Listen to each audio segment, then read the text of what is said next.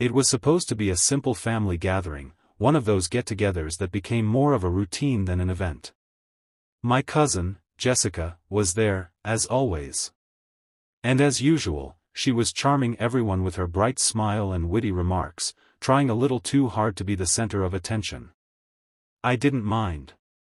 In fact, I had always admired her energy, her charisma, even if it often felt like she was using it to manipulate those around her. But this time, something had changed. It wasn't her personality that stood out, but a subtle shift in her demeanor. I couldn't quite put my finger on it at first, but it didn't take long to realize that something was amiss when my grandmother's heirloom disappeared. The heirloom had been in our family for generations, an antique necklace, an intricately crafted piece of history passed down through the women in the family. My grandmother often talked about how her grandmother had worn it on her wedding day. It was more than just a piece of jewelry. It was a symbol of our family's legacy, our pride. When it went missing from its usual spot in the family safe, my stomach sank. I first noticed it was gone a few days after the gathering. My grandmother had asked me to fetch it for her, and when I opened the drawer where it was kept, it wasn't there. At first, I assumed it had been misplaced. After all, we had just moved some things around for a renovation. But after several days of searching, and with no luck, I began to get suspicious. My mind turned to Jessica.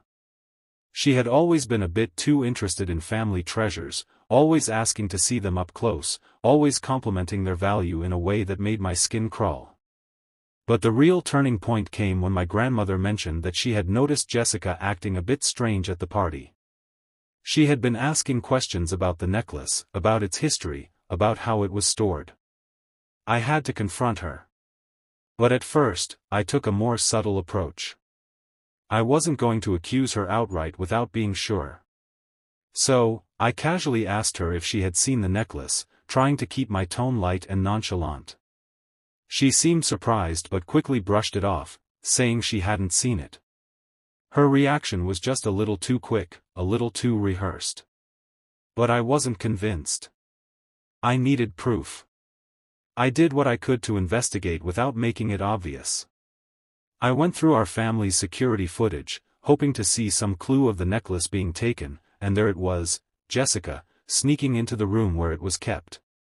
She looked around, making sure no one was watching, before slipping the necklace into her purse. It was so quick, so casual, that it might have been missed by anyone who wasn't paying attention. My heart raced as I watched the footage. This was it. She had stolen it. And I knew right then that I wasn't going to let this slide. I wasn't about to confront her directly just yet. Instead, I started planning.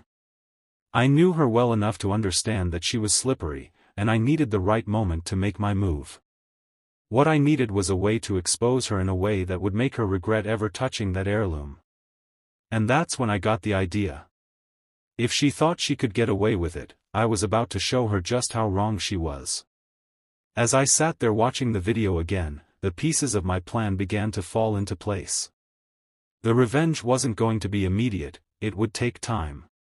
But when the moment arrived, I would strike. And when I did, Jessica would understand that no one in our family ever messed with us without paying the price. I just had to wait for the perfect moment. Time passed, and with it, my patience.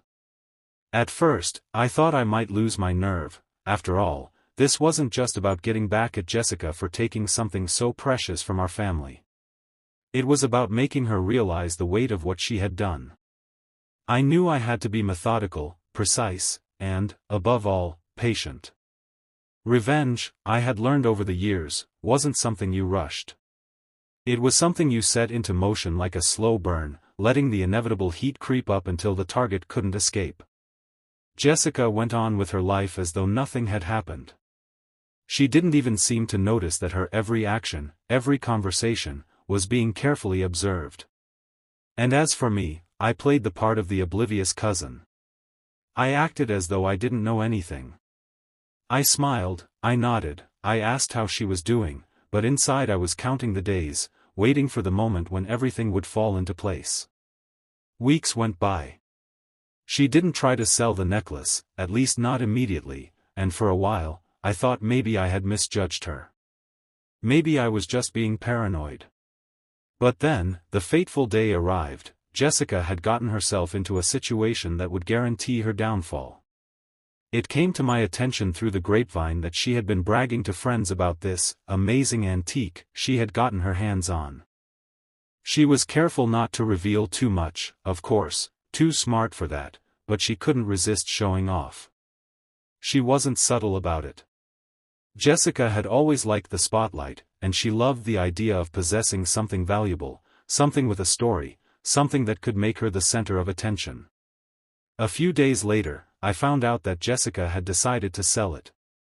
She had made an appointment at an auction house, a high-end place that specialized in rare antiques and family heirlooms. The auction was just a few weeks away. I wasn't sure if she was genuinely naive or if she thought she could just pass it off without a second thought, but the timing couldn't have been better. The auction would be the perfect place to strike. The plan was simple: show up at the auction with undeniable proof that the necklace was stolen and let everyone know. The chaos would be spectacular. And the best part? Jessica would have no idea what hit her. I began by preparing everything I needed to expose her. I gathered all the evidence I had accumulated, security footage, witness statements, and of course, the irrefutable fact that the necklace had never left our family. I also knew exactly how to make my entrance. I needed to make sure that Jessica was completely blindsided. If I confronted her too early, she might try to hide the necklace, or worse, try to destroy the evidence. No, I had to wait for the auction, the one place she thought she could get away with her crime. But there was one thing I hadn't anticipated. As the day of the auction drew closer, I noticed something that sent a ripple of unease through me. Jessica wasn't acting like herself. She had always been a little overconfident, sure, but this was different. She had grown more distant, more secretive. I couldn't help but wonder if she had caught on to the fact that I knew. But then I reminded myself, patience. Stick to the plan. The auction was just days away, and I had everything in place. Now, I had to wait for the moment when I could make my move. The day of the auction finally arrived. I had spent the past few days in a state of controlled excitement, keeping a calm exterior while inside, everything was brewing. I had been to enough auctions to know how they worked, how the bidders would gather, admiring items they couldn't afford and pretending to be sophisticated collectors when, in reality, they were just looking for the next big score. But this auction was different. It wasn't about bidding on a painting or an old clock. It was about exposing a thief. I arrived early, just before the doors opened to the public. The auction house was elegantly designed, the kind of place where you'd expect to see people sipping champagne and making deals in hushed tones. But I wasn't here to admire the decor. I was here to make sure that Jessica's world came crashing down. I had already checked in with the auction staff under a fake name to avoid drawing any attention. After all, it wasn't my neck on the line, it was hers. I had to stay out of sight. I didn't want her to know I was there until the moment it mattered most. The air was thick with anticipation as the crowd began to fill in. I could see Jessica walking around, pretending to be a part of the elite group of bidders. She wore a smile that didn't quite reach her eyes, and her hands kept fidgeting with the necklace she had clearly grown too attached to. The more I observed her, the more I saw how far she'd fallen. What had once been a charming, charismatic cousin was now someone who thought she could steal from the very people who had always loved her. It was almost too easy to spot her. The way she tried to look at the necklace as if it were just another item to sell, something to flip for a profit. She was dressed in a way that screamed, "I belong here," but she didn't. Not in the way that mattered. She was playing a dangerous game, one where she'd soon learn that the stakes weren't just money, they were respect, reputation, and family. As the auction started, I took a seat toward the back of the room, keeping my eyes trained on Jessica. Her turn was coming soon, I could feel it. When she was called up, she stood tall, a little too proud, a little too eager. The auctioneer didn't waste any time. He introduced her item, a rare, antique necklace that had apparently been in her family for generations. As he spoke, I could feel my pulse quicken. This was it, the moment when I'd make my move. The bidding began, and I watched as the price climbed higher and higher. Jessica's smile grew wider, but it was a nervous kind of excitement. She wasn't just selling a necklace, she was selling her secret. She thought she was going to walk away with a small fortune, thinking no one would notice the theft, thinking no one would care. But I had done my homework, and I knew exactly how to take her down. I had reached out to the auction house beforehand, planting the seeds of doubt about the necklace's authenticity. I had even mentioned its suspicious origins, provided the evidence, and asked them to look into it.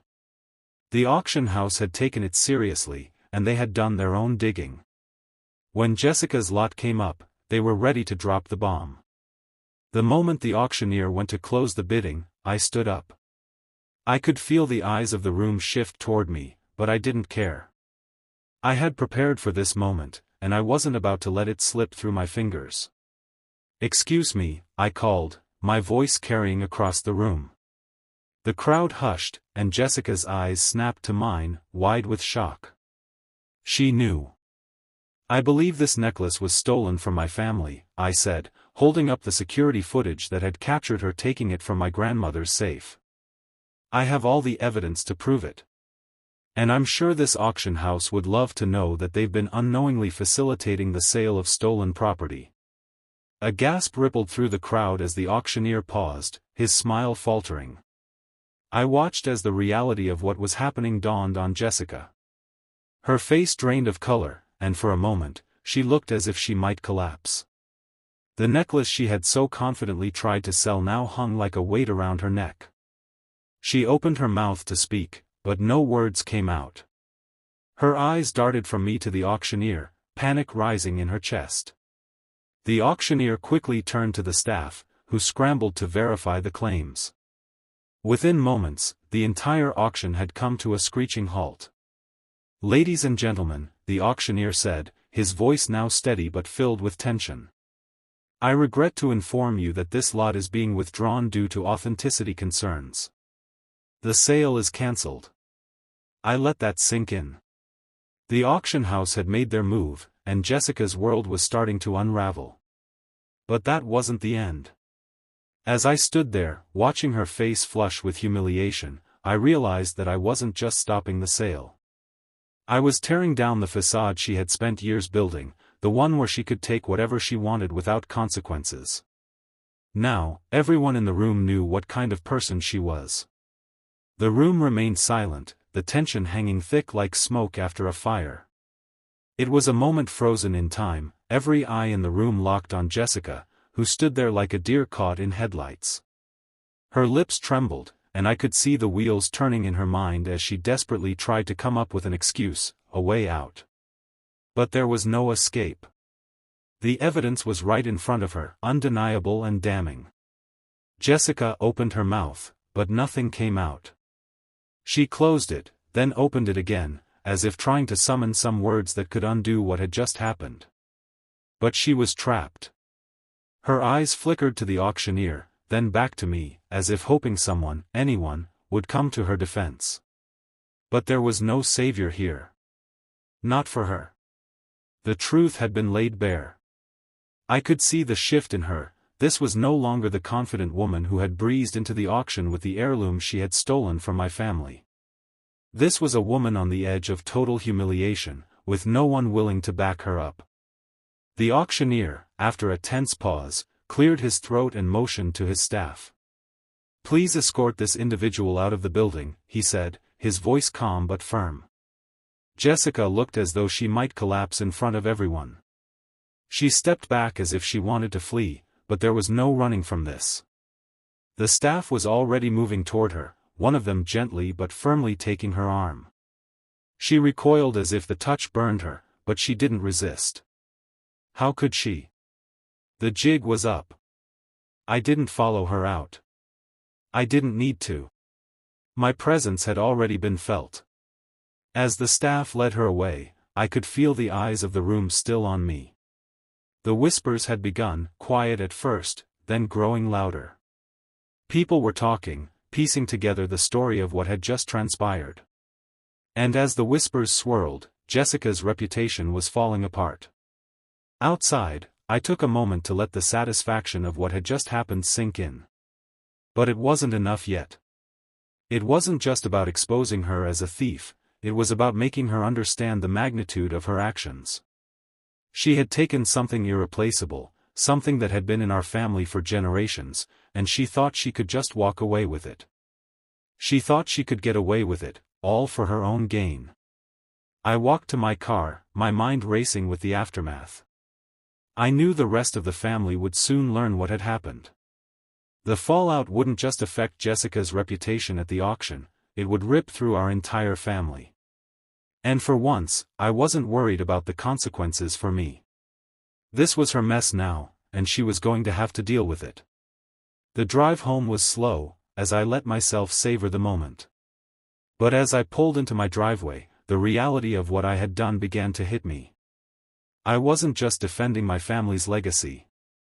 I had exposed Jessica, yes, but I had also exposed the kind of person she was. Someone willing to take from family, willing to destroy what was sacred for her own selfish desires. She had been a part of our lives for so long, but now I could see her for who she really was, a woman who would lie, cheat, and steal without remorse if it meant getting ahead. I hadn't done this just for revenge. I had done it for the family that had trusted her, for the memory of the heirloom, for the respect that she had thought she could take with no consequences. And now, as I sat in my car, I knew there was no going back for her. The next few hours passed in a blur of phone calls and texts. I hadn't expected to be the one who had to break the news to the family, but as I watched Jessica being escorted out of the auction house, I knew it was only a matter of time before the storm hit. The whispers that had started in the auction room were bound to reach the family. I didn't have to wait long for the first call. My mother was the first to reach out. "Andrew, what the hell just happened?" she asked, her voice a mixture of disbelief and concern. "I heard something about Jessica being caught trying to sell your grandmother's necklace." I sat down at my kitchen table, leaning back in the chair as I let out a slow breath. There was no need to sugarcoat this. No need to try and soften the blow. Jessica had made her choice, and now the truth was out. "Yeah, Mom. She stole it. She took the necklace, the one your mother's been keeping in the safe, and tried to sell it at an auction. I've got the proof." The silence on the other end was heavy. I could almost hear her processing the words, trying to make sense of it all. "How could she do that?" she finally asked, her voice softer now. "I mean, she's family. How could she?" "It doesn't matter, Mom," I interrupted, my voice firm. "She thought she could get away with it. Thought she could sell a piece of our history and walk away with a profit. But I wasn't going to let that happen." "Well, I'm glad you did something about it, Andrew. But you know this is going to tear the family apart, right?" I paused at her words. I knew what she meant. Jessica wasn't just any distant cousin. She was close. She'd been a part of every family gathering, every holiday. This was going to create a rift. But I didn't care. Sometimes, you had to be the one to make the tough decisions, even if it meant losing family along the way. "I know, Mom. But I couldn't let her get away with it. Not this time." The conversation ended with my mother still in shock, but she understood. Then, as I expected, the calls from other family members started rolling in. My Aunt Karen, Jessica's mother, called next. Her voice, normally filled with warmth, was now sharp, almost accusing. "Andrew, what's this I hear about Jessica? Is it true?" "Yes, Aunt Karen," I said calmly, already knowing what was coming. "It's true. She stole the necklace, and I have the proof. She was trying to sell it at the auction." "You're telling me she would do something like that?" Her voice trembled with disbelief. "My own daughter?" "Your daughter did it, Aunt Karen," I replied, the weight of the situation pressing down on me. And I'm not going to pretend like it didn't happen. She needs to own up to what she did. There was a long pause before she spoke again, quieter now. I'll talk to her. But Andrew, this could ruin her. Maybe she needs to be ruined. Maybe she needs to realize that actions have consequences. I hung up, not waiting for a response. I had nothing more to say to her. I wasn't here to protect Jessica anymore. I wasn't here to cushion her fall. The damage had been done, and now she was going to have to deal with it. By the time the evening rolled around, the family was buzzing with confusion, anger, and disbelief. The truth was out, and Jessica's theft had become the topic of every conversation. There was no escaping the fallout. It wasn't just the loss of a family heirloom, it was the loss of trust, of respect. My cousin had taken something that belonged to all of us, and no one knew what to do with it. I received a final call from my grandmother, who had heard the news from my mother. Her voice, usually full of life and energy, was now weary. "Andrew, I don't know what to say," she started, her voice catching in a way I hadn't heard before. That necklace was so much more than just a piece of jewelry. It was a part of our family's history. How could she? I cut her off gently, trying to ease the hurt. "Grandma, I know. I know what it meant. But it's not just the necklace. It's what Jessica did. She showed us who she really is. And I couldn't just let it slide." There was a long pause. "I'm proud of you for standing up for us, Andrew. But I never thought it would come to this. I never thought she'd do something like this." "I know, Grandma," I said softly. "Neither did I. But now we know the truth." The weight of the day settled heavily on my shoulders as I hung up the phone. It wasn't the victory I had imagined. The joy of exposing Jessica's crime was overshadowed by the pain it caused everyone. But there was no other way to handle it. She had crossed a line, and now we were all dealing with the aftermath.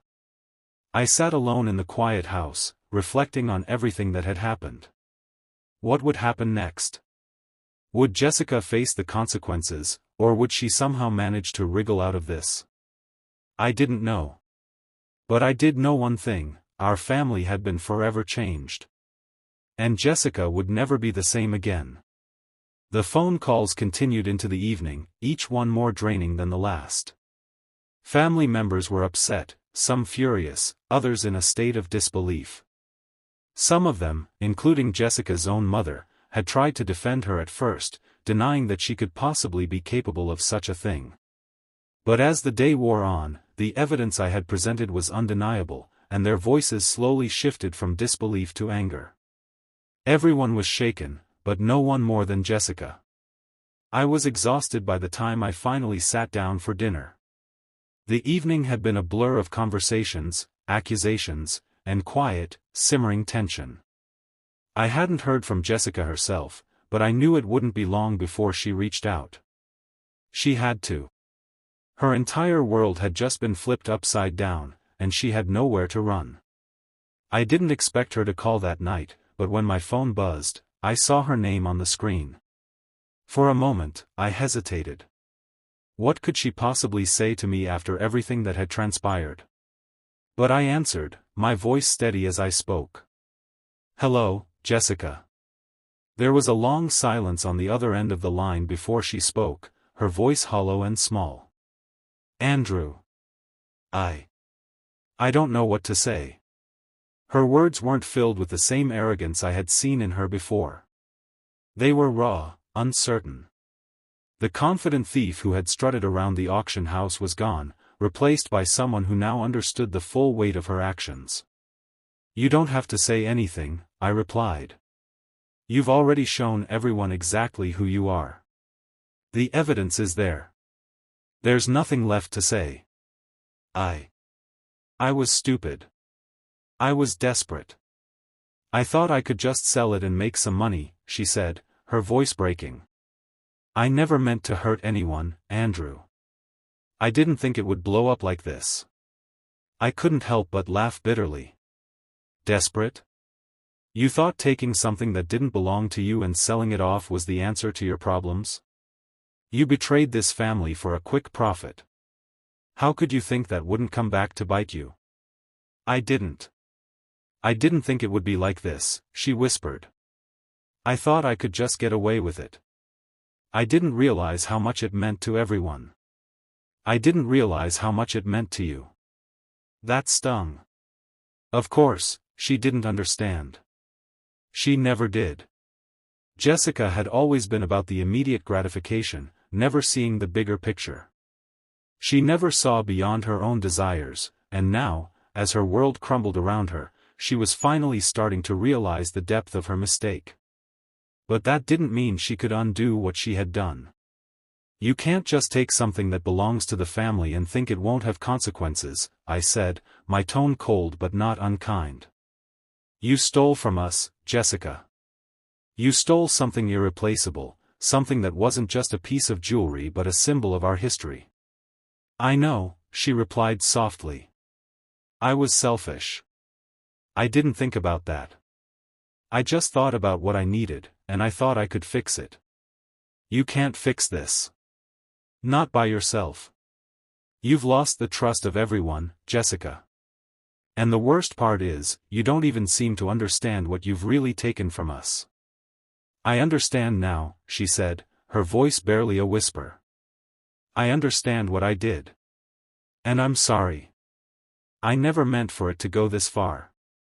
I thought I could just take it, and it would be over.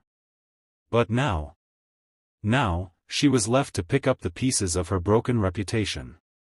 There was no easy way out for her. No matter how many apologies she offered, no matter how many regrets she expressed, the damage was done. She had crossed a line that could never be uncrossed. I'll do whatever it takes to make it right, she pleaded. I'll return the necklace. I'll make up for it somehow. Just please, don't make me lose everything. I could hear the desperation in her voice. She was crumbling. But the part of me that had once cared for her, my cousin, the girl I'd grown up with, was buried under the weight of everything she had done. I wasn't going to make this easy for her. No, Jessica, I said, my voice resolute. You don't get to just fix this. You don't get to take back what you did and act like everything's fine. You need to face the consequences of your actions. And believe me, this isn't going to be the end of it. She fell silent on the other end of the line, the weight of my words settling in. I never thought you'd be the one to turn on me, she said finally. I thought you were family. I thought you'd understand. I understand just fine, I replied. But this isn't about family anymore. It's about respect. You stole from us, Jessica. You can't just take that back. The line went silent again, and I could hear her breathing, shaky and uneven.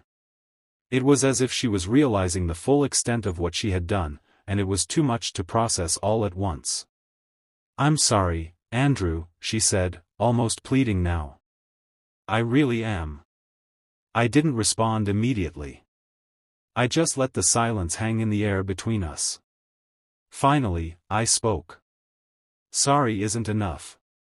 I hope you'll find a way to make things right, but know this, you've already lost more than just the necklace. You've lost the trust of this family. And that's something you'll never get back. I hung up the phone without another word. There was no more to say. Jessica had made her choices, and now she had to live with them. There was no coming back from this, no apology that would fix the damage she had caused. As I sat in the quiet of my house, the weight of the conversation settled in. I had done what I needed to do. But as I looked out the window at the darkening sky, I knew this was only the beginning. The real fallout was yet to come. It didn't take long for the rest of the family to learn about Jessica's betrayal. The shockwave from the auction house incident spread quickly, and before long, I was receiving calls and messages from family members asking for details. My decision to expose her, while painful for everyone involved, was beginning to have a ripple effect on the entire family. The first to reach out was my older brother, Daniel. He was more direct than most, and his voice was laced with disbelief as he asked, "Andrew, you're telling me Jessica really did that? She stole Grandma's necklace and tried to sell it?" "Yeah, Dan," I replied, my voice tired but firm. "It's all true. I have the evidence. She tried to pawn it off at an auction, and I wasn't going to let her get away with it." "I'm not surprised, honestly," Daniel said, his tone bitter. "She's always had her eye on family stuff, acting like she's entitled to more than her share. But this? Stealing from us? That's a whole new level." "Exactly," I said, my chest tightening. "She thought she could just take what wasn't hers and profit off it. She didn't realize the consequences." I could hear Daniel pacing on the other end of the line. "So what happens now? Is she going to get away with it?" "She's not getting away with anything," I replied. "But what happens next? I don't know. This is going to tear the family apart. It's not just about the necklace, it's about what she did to all of us, to the trust we had in her." "Yeah, well, I can't say I'm surprised," Daniel said again. "She's always been selfish. But this is next-level stuff. You know what? I'll be there in the morning. We need to talk about what comes next for all of us." I hung up, my mind still spinning. Daniel was right. It wasn't just about the heirloom. It was about the trust she had shattered, the bond she had broken with every single one of us. This wasn't just a mistake or a misstep, it was a betrayal. A deep, profound betrayal that would leave scars on our family for years to come. The calls kept coming. My Aunt Karen, Jessica's mother, was next, and her voice was filled with desperation as she pleaded, "Andrew, please, can you tell me what happened? This is tearing me apart. I don't know how to handle this." I took a deep breath, steadying myself before responding. "Aunt Karen, I know this is hard to hear, but Jessica stole Grandma's necklace. She tried to sell it at an auction, and when I found out, I made sure it was stopped. I couldn't just let her get away with it. But, she's my daughter," Karen's voice wavered. "She's always been a part of this family. How could she do something like that?" "I don't know, Aunt Karen," I replied, my voice a bit softer now. "But she did. And there's no way around it. I had to expose her. For the sake of the family, I had to." There was a long silence before she spoke again. "I'm so sorry, Andrew. This isn't what any of us wanted. I'll talk to her, but I can't promise anything." "You don't need to apologize, Aunt Karen," I said, my voice steady. "This isn't about you. But I do hope you talk to her. She needs to face the truth of what she's done, not just to me, but to all of us." After that conversation, I sat in silence for a while, letting the reality of what had happened settle over me. I had done what I thought was right. I had exposed Jessica for what she was, a thief. But the more I thought about it, the more I realized that this wasn't just her problem. This wasn't just about Jessica's fall from grace. It was about what it meant for all of us, for the family as a whole. This wasn't just an isolated incident, it was a reflection of something deeper, something I hadn't seen before. The family, our bond, had always been something I believed would hold strong no matter what. But now, with Jessica's actions hanging over us, I wasn't so sure. Would we be able to recover from this?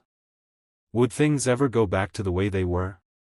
As the day wore on, I began to prepare for the inevitable fallout. The family was going to have to deal with this, and I wasn't sure how they would react. Would they side with Jessica? Would they make excuses for her?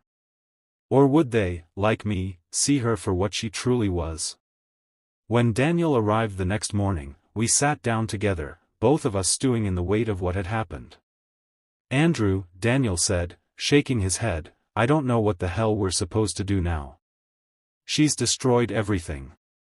Not just for you, but for all of us." "I know," I replied quietly. I don't know what comes next. I don't know how we rebuild from this. You can't fix it, man, Daniel said, looking at me with a hard expression. You can't fix her, no matter how much you want to. The truth is, Jessica is who she is. She's always been selfish. She's always thought she could take whatever she wanted without consequences. But now, it's caught up to her. And we have to decide if we're going to let her tear us apart. I stared at him, feeling the weight of his words. There was no easy fix here. There was no way to make this all better. Jessica had crossed a line, and no amount of apologies or regret could erase that. The consequences of her actions were just beginning to unfold, and I knew that the family would never be the same again. In the days that followed, I watched as the consequences of Jessica's actions spread through the family like wildfire. The conversations, the whispers, the uncertainty, it was all part of the fallout. But for me, the worst part wasn't the public humiliation. It wasn't the way people viewed her now, nor the way she was being shunned by the family. It was the silence that followed. I had spent so many years working to keep our family strong, to maintain the bonds that connected us, to be the one everyone could rely on. And now, just like that, everything had changed. We weren't the same family anymore. And that fact was almost harder to bear than anything Jessica had done. Because in the end, what I realized was that no amount of revenge could undo the damage to the fabric of who we were. That sense of betrayal wasn't something that would ever fully heal. When the dust had settled and Jessica had tried, unsuccessfully, to apologize, I knew there was no coming back for her. The family had turned their backs on her. The necklace was returned, but that didn't fix what she had broken. The damage to our trust was irreversible. I didn't hear from her directly for several weeks. She had tried to reach out a few times, sent a message, called, but I never responded. There was nothing left to say. The more I thought about it, the more I realized that Jessica's actions had been a wake-up call, not just for her, but for all of us. In the absence of her voice, I found a strange sort of peace. I had done what I needed to do. The moment I exposed her, I had taken the power back. I wasn't going to be manipulated by her charm or her lies anymore. I wasn't going to let her continue to take what didn't belong to her. But that peace wasn't without its price. I saw the way my family shifted in the aftermath. People were divided, unsure of where they stood. Some felt for Jessica, some felt for me, and some felt nothing at all. But one thing was clear, none of us were the same as we had been before. There was a rift now, and it would take more than time to heal it. Trust, once broken, doesn't just come back together with a few words of apology. It takes work. It takes effort. And sometimes, it takes letting go. Weeks passed, and life slowly returned to some semblance of normalcy. But the impact of Jessica's betrayal lingered. It haunted family gatherings. It hovered over every conversation. I could feel the weight of it, the unspoken tension in the air whenever we gathered. And for the first time in a long while, I felt like an outsider in my own family. The place that had once been a source of warmth and comfort now felt cold, distant. It wasn't just the loss of the heirloom. It was the loss of what we had shared, our trust, our respect, our history. Jessica had stolen more than just a necklace. She had stolen the foundation of something that had taken years to build. But I knew one thing, I had to move forward. I couldn't dwell on the past forever. The family would either find a way to rebuild or continue to fracture under the weight of Jessica's actions. And as much as it hurt to admit, I knew there was nothing I could do to fix that. I had done my part. The rest was up to them. As for Jessica, she disappeared from our lives in a way that felt like both an ending and a beginning. We all knew she'd never fully recover from what she had done. The damage to her reputation was permanent, and no apology, no matter how heartfelt, would ever make up for the betrayal she had caused. But that was something she would have to live with, something she would have to carry for the rest of her life. The family moved on, in its own way. We found new rhythms, new ways of connecting. But the space where Jessica once stood, where her energy had once been, remained empty, a reminder of what had been lost. And every now and then, I would catch myself wondering if she ever realized just how much she had thrown away. Or if she was still out there, looking for something else to take. In the end, the revenge I had sought hadn't been about winning. It hadn't been about making Jessica pay for what she did. It had been about something deeper, something far more personal. It had been about reclaiming my place in the family, about setting boundaries, about making sure that no one would ever again think they could take what was rightfully ours without consequences. And if Jessica learned nothing from this, I at least knew that I had learned something invaluable. The power of patience, of planning, of waiting for the right moment to strike. I wasn't just getting back at her. I was making sure she, and everyone else, knew that family, trust, and respect were not things to be taken lightly. They were the things that held us all together, and without them, we were nothing. The heirloom was returned, but the lesson was permanent. And that, in the end, was the greatest victory of all.